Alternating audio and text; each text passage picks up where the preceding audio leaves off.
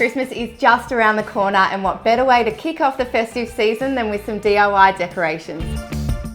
These little candle holders are perfect for the Christmas table and a great way to reuse glass jars.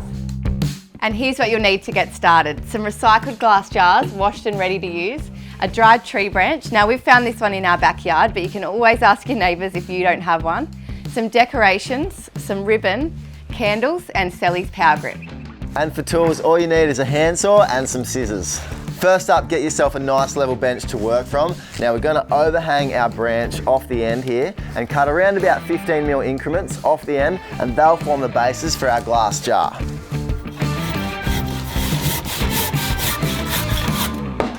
There you go. Nice. Now there's no right or wrong with how thick you make your base. The trick is to make sure that it's nice and level so that your glass jar sits flush.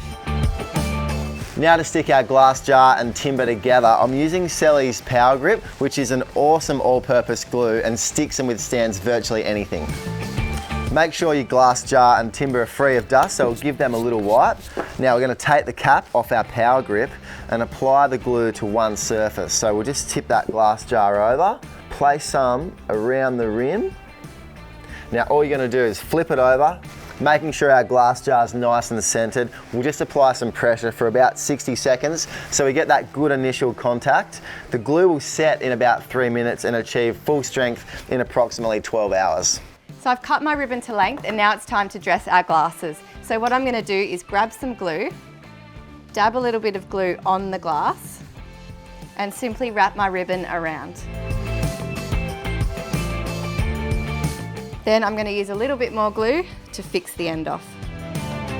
Now to finish it off, I'm going to put a little bit more glue on the ribbon and stick one of these decorations on top. It's as simple as that. Now that our glue's all set, it's time to style up our Christmas table.